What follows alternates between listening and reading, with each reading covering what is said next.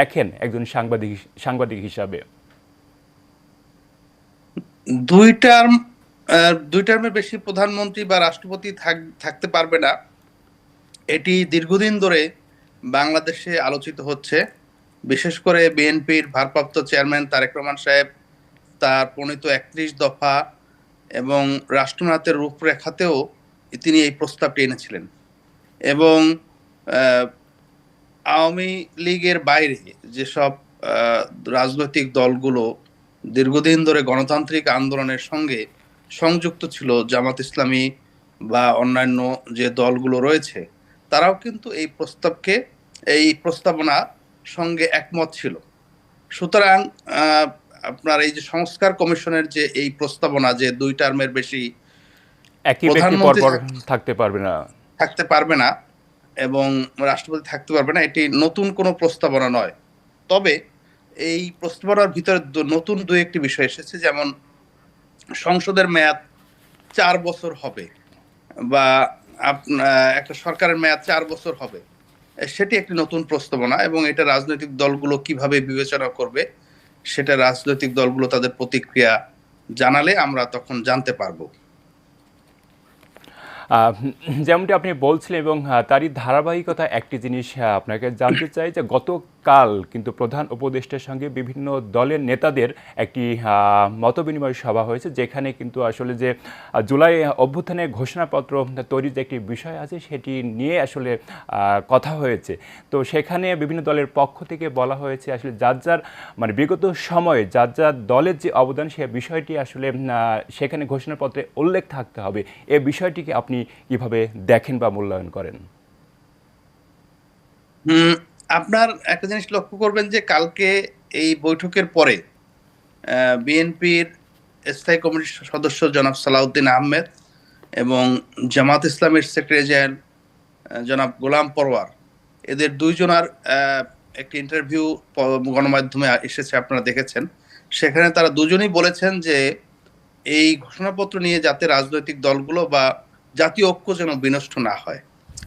এখন এবং আরো একটি পয়েন্ট তারা উল্লেখ করেছেন, সেটি হচ্ছে যে এই ঘোষণাপত্র নিয়ে কোনো তড়িঘড়ি করার দরকার নেই, আপনার সকলের সমঝোতার ভিত্তিতে ঘোষণাপত্রটি হতে হবে।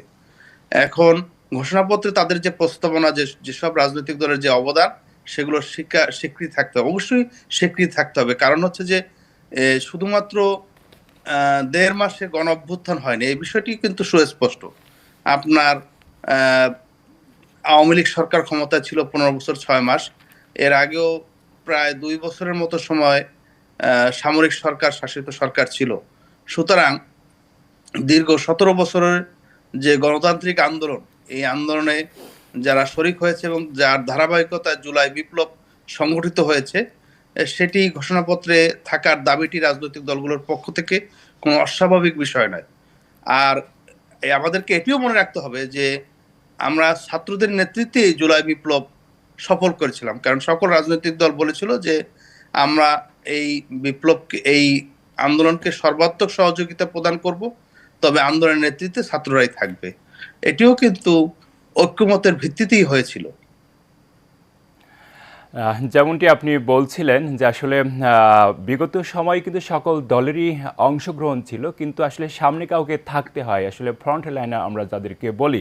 তো তেমনই আসলে ছাত্ররা কিন্তু আসলে এবারের অভ্যুত্থানের ফ্রন্ট লাইনার ছিলেন। তো অনেক সুন্দর সুন্দর কথাই আপনি বললেন। যে আপনাকে অনেক অনেক ধন্যবাদ আমাদের সাথে যুক্ত হওয়ার জন্য। আপনাকেও ধন্যবাদ। দর্শক, আমরা যুক্ত হয়েছিলাম যাই দিনের বিশেষ সংবাদদাতা AK রেজাউল করিমের সাথে, এবং তার কাছ থেকে আমরা বেশ কিছু বিষয় নিয়ে আমরা আলোচনা করেছি। দর্শক এই মুহূর্তে আমার হাতে আছে আরও বেশ কিছু জাতীয় দৈনিক পত্রিকা, আমরা সেগুলো এক নজরে দেখে নিতে চাই। এই মুহূর্তে আমার হাতে আছে দৈনিক নয়া দিগন্ত পত্রিকা। পত্রিকাটি অনেকগুলো শিরোনামের মাঝে প্রধান করে যে শিরোনামটি করেছে, জুলাই ঘোষণা নিয়ে ঐক্যমত, সবার মতের ভিত্তিতে ঘোষণাপত্র তৈরি করতে চাই বললেন প্রধান উপদেষ্টা। ঠিক একই ছবি যেটি আমরা আগেও দেখেছি, সে ছবিটিও পত্রিকায় এসেছে। 1972 সালের সংবিধান ফ্যাসিবাদ ও স্বৈরাচার লালন করা দলিল, জুলাই গণ অভ্যুত্থানের খসড়া ঘোষণাপত্র। এবং গাজা যুদ্ধবিরতি চুক্তিতে শেষ মুহূর্তে বাগড়া নেতানিয়াহুর। আনুষ্ঠানিক সম্মতি দেয়নি ইসরায়েল, গাজায় ইসরায়েলের হামলা। সামরিক লক্ষ্য অর্জনে ব্যর্থ ইসরায়েল, বললেন হামাস। গণঅভ্যুত্থানে দলিল প্রণয়ন নিয়ে সব পক্ষের অন্তর্ভুক্তি চায় বিএনপি। ঘোষণাপত্র নিয়ে সব রাজনৈতিক দল একমত, বৈঠক শেষে গোলাম পরোয়ার। এবং শেষের দিকে আরও কিছু শিরোনাম আছে, সেগুলো আমরা দেখে নিতে চাই। 13 বিশ্ববিদ্যালয় থেকে শেখ পরিবারের নাম পরিবর্তন